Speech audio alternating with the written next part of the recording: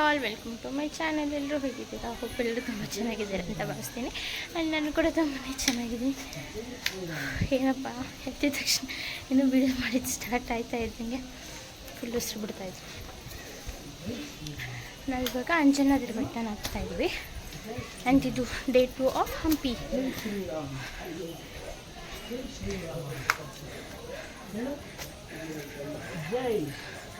ಇದು 512 ಸ್ಟೆಪ್ಸ್ ಇದೆಯಂತೆ. ಬನ್ನಿ ತೋರಿಸ್ತೀನಿ.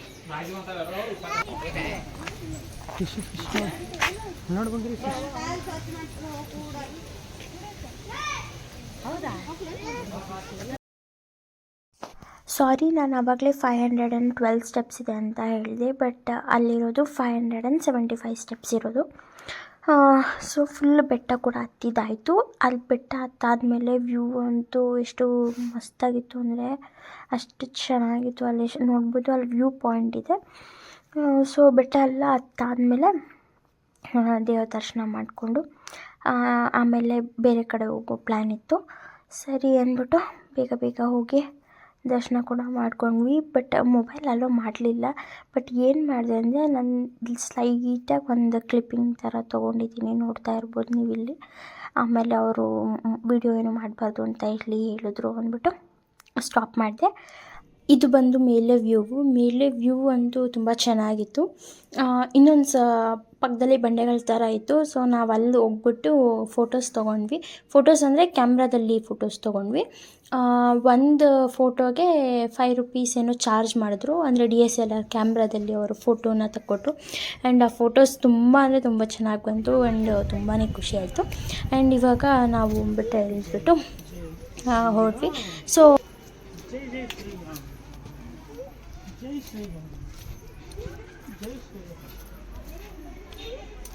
ಜೈ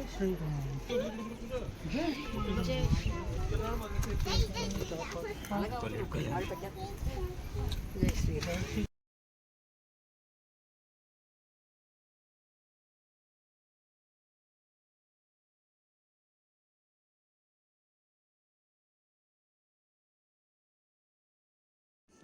ಅಂಜನಾದ್ರಿ ಬೆಟ್ಟ ಮುಗಿಸ್ಕೊಂಡು ಬಂದಾದಮೇಲೆ ಲಕ್ಷ್ಮೀ ದೇವಸ್ಥಾನಕ್ಕೆ ಬಂದ್ವಿ. ಆ್ಯಂಡ್ ಅಲ್ಲಿ ತುಂಗಾ ಸರೋವರ ಇದೆ, ಕಲ್ಯಾಣಿ ಸ್ಟಾರ್ಟಿಂಗಲ್ಲಿ ಬಂತಲ್ಲ ಅದೇ ತುಂಗಾ ಸರೋವರ. ಅದು ಪ್ಲೇಸ್ ತುಂಬ ಚೆನ್ನಾಗಿತ್ತು. ಬಟ್ ಎಲ್ಲೂ ದೇವ್ರದ್ದು ಅಲೋ ಮಾಡಲಿಲ್ಲ. ಸೊ ಇಲ್ಲಿ ಪ್ರಸಾದ ಕೂಡ ತಿಂದ್ಕೊಂಡು ಹೊರಟ್ವಿ. ಇದು ಬಂದುಬಿಟ್ಟು ದುರ್ಗಾ ಟೆಂಪಲ್ಲು. ಇದು ಅಲ್ಲೂ ಅಷ್ಟೇ ತುಂಬ ಅಂದರೆ ತುಂಬ ಚೆನ್ನಾಗಿತ್ತು. ಆ್ಯಂಡ್ ತುಂಬಾ ಜನ ಇದ್ದರು. ಮತ್ತು ಇಲ್ಲಿ ವಾಲಿ ಕೇವ್ ಕೂಡ ಇದೆ. ಆಮೇಲೆ ಇಲ್ಲಿ ಹೋಮ ಮಾಡ್ತಾಯಿದ್ರು ಅಲ್ಲಿ.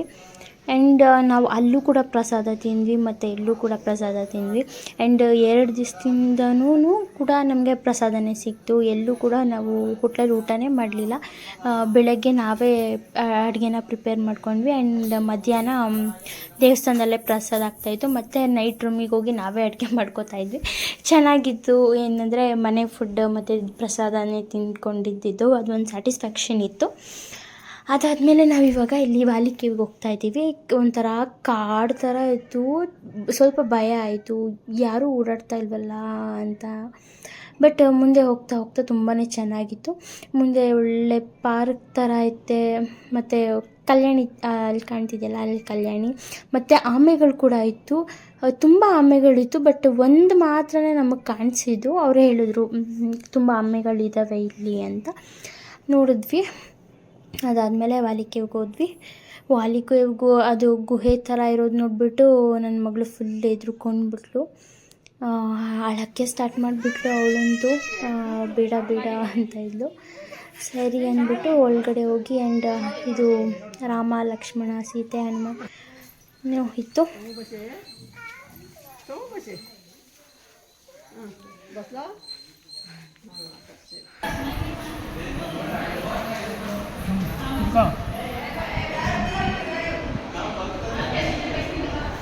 Hug me Lizzie, hug me. ಅಲ್ಲೋಡು ಅಷ್ಟು ಕಣ್ಣು ಮುಚ್ಕೊಂಡಿದ್ದಾಳೆ.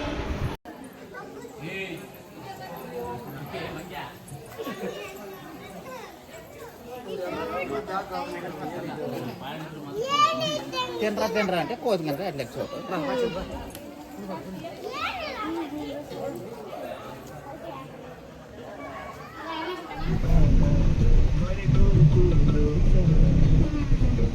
ಮೀನು ಸಿಗುತ್ತಾನೋ ಅಲ್ಲ, ಮೀನುಗಳಿರ್ತಾವ.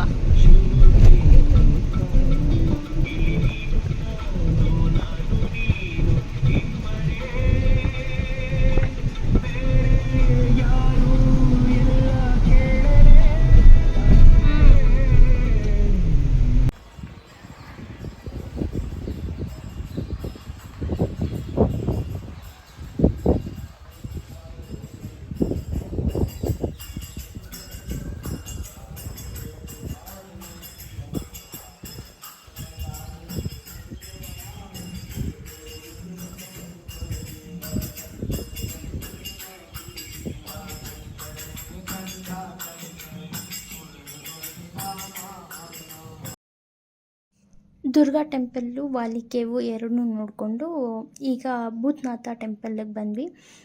ಇಲ್ಲಿ ಪ್ಲೇಸ್ ಅಂತೂ ತುಂಬ ಕಾಮಾಗಿತ್ತು. ಮತ್ತು ಭಜನೆ ಸೌಂಡ್ ದೇವ್ರದ್ದು ಇದೆಯಲ್ಲ, ಅದಂತೂ ತುಂಬ ಸಖತ್ತಾಗಿತ್ತು. ಆ್ಯಂಡ್ ಅಲ್ಲಿ ಕಲ್ಸಕ್ಕರೆ ಕೊಟ್ಟರು.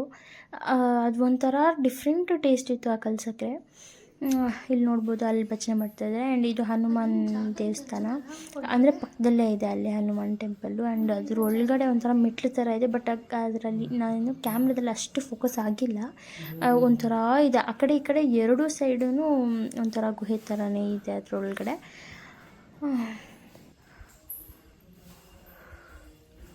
ಬಂಡಿಗಳ ಮಧ್ಯ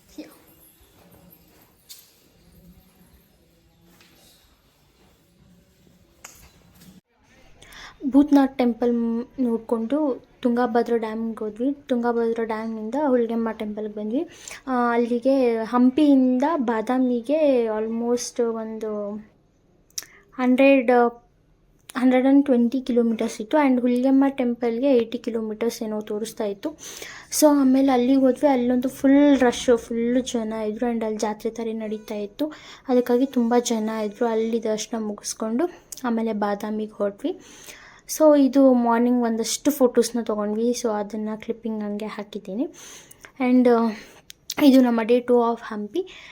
ಈ ವ್ಲಾಗ್ ಏನಾದರೂ ನಿಮಗೆ ಸ್ವಲ್ಪನಾದರೂ ಇಷ್ಟ ಆದರೆ ಪ್ಲೀಸ್ ಲೈಕ್ ಮಾಡಿ, ಶೇರ್ ಮಾಡಿ ಆ್ಯಂಡ್ ಕಮೆಂಟ್ ಮಾಡಿ. ಆ್ಯಂಡ್ ನಾನು ಇನ್ನೂ ಯಾರೆಲ್ಲ ನನ್ನ ಚಾನಲ್ಗೆ ಸಬ್ಸ್ಕ್ರೈಬ್ ಮಾಡ್ಕೊಂಡಿಲ್ಲ, ಪ್ಲೀಸ್ ಹೋಗಿ ಸಬ್ಸ್ಕ್ರೈಬ್ ಮಾಡ್ಕೊಳ್ಳಿ. ಆ್ಯಂಡ್ ನೆಕ್ಸ್ಟ್ ಬಾದಾಮಿ ವ್ಲಾಗ್ನ ಹಾಕ್ತೀನಿ. ಬಟ್ ಸಾರಿ, ನನಗೆ ತುಂಬ ಅಂದರೆ ತುಂಬ ಎಡಿಟ್ ಮಾಡೋಕ್ಕಾಗ್ತಾಯಿಲ್ಲ, ತುಂಬ ಕಷ್ಟ ಆಗ್ತಾಯಿದೆ. ಸೊ ಬೇರೆ ಕೇಳಿಸ್ದಿಂದ. ಸೊ ಹಾಗಾಗಿ ಟ್ರೈ ಮಾಡ್ತೀನಿ ಬಾದಾಮಿ ವ್ಲಾಗ್ಸ್ ಹಾಕೋಕ್ಕೆ. And thank you for watching.